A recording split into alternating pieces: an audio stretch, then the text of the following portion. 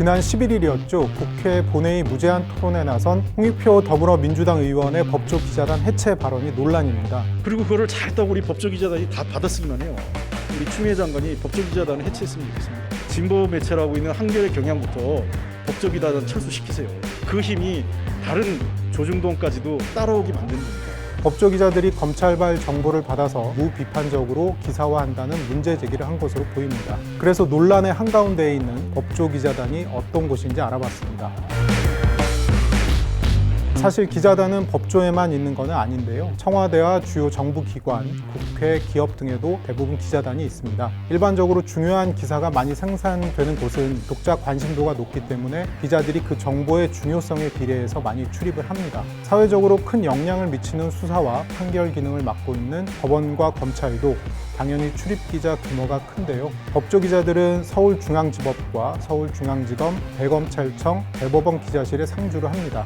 올해 4월 기준으로 총 40개 언론사에서 260명의 기자들이 법조기자단을 구성하고 있습니다. 언론사마다 출입 인원은 좀 다른데요. 적게는 3명, 많게는 10명까지 출입기자를 현장에 두고 있습니다. 기자단에 가입하려면 일정한 요건을 충족해야 합니다. 일정 기간에 그 법조기사를 생산한 뒤에 기자단 가입 투표를 통과하면 기자실에 들어올 수 있습니다.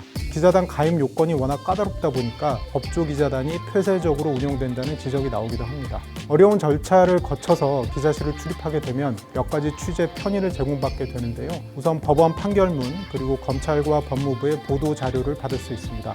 브리핑에도 참석할 수 있는데요. 검찰 수사 과정에서 발생하는 압수수색, 체포, 구속영장 청구 관련 정보, 법원의 구속영장 발부, 기각 정보도 전달받아 볼 수 있습니다. 그런데 지난해 조국 전 법무부 장관 수사 이후에 형사사건 공보 과정에서 사건 관계인의 인권이 침해된다는 지적이 나오면서 지난해 12월에 형사사건 공개금지 규정이 생겼고 공개 소환이나 포토라인 설치, 검사의 구두 브리핑은 이제 현장에서는 사라졌습니다. 과거에는 티타임 형식으로 언론을 담당하는 검사 방에서 수사 관련 백브리핑을 하기도 했는데요. 이런 것도 일절 없어졌습니다. 법조기자단에 가입하면 가장 중요한 룰이 엠바고 준수입니다. 어떻게 보면 기자단 운용의 가장 핵심적 이유이기도 한데요. 여러 가지 이유로 검찰이 제공하는 자료의 보도를 어느 시점까지 유예하는 겁니다. 체포나 압수수색이 미리 공개되거나 과열된 취재 경쟁으로 추측, 과장 기사가 심할 경우에는 수사에 방해가 될 수 있기 때문인데요. 예를 들어서 주요 사건에서 검찰이 체포하거나 압수수색에 나설 거라는 정보가 언론에 보도돼서 피의자가 이를 알게 되면 수사에 큰 피해를 주게 되겠죠. 사실 엠바고 제도는 기자단이 가입 요건을 까다롭게 하는 이유이기도 합니다. 법조기자단을 외부에 쉽게 개방하면 엠바고가 제대로 지켜지기 어렵다고 보기 때문입니다. 엠바고를 운영하는 또 다른 이유는 국민의 알 권리 차원도 있습니다.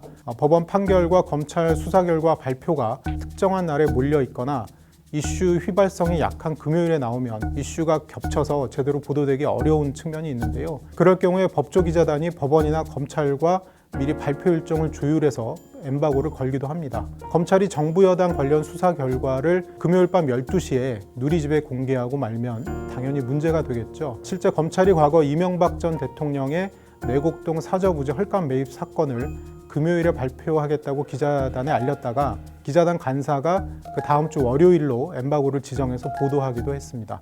이런 이유 때문에 법조기자단에서 엠바고를 파기하면 벌칙이 굉장히 셉니다.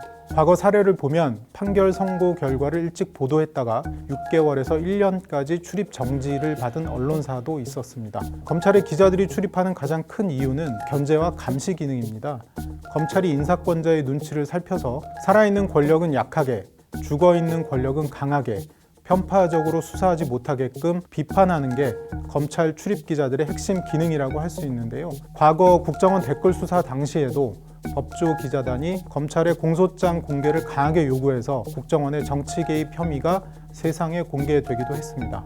그래서 검찰 입장에서는 기자단을 가장 껄끄럽게 생각하기도 합니다. 대검찰청과 서울중앙지검 기자실 위치를 보더라도 이게 원래는 기자실이 본청에 입주해 있었는데 검찰이 여러 가지 이유를 내세워서 현재 별관으로 옮긴 것도 그런 배경이 깔려 있습니다.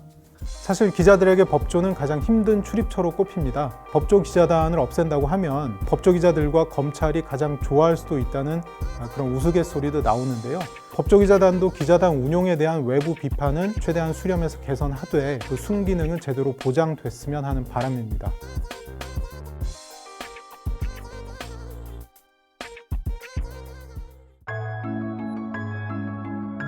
여기 변화를 만들어가는 서울 시민들이 있습니다.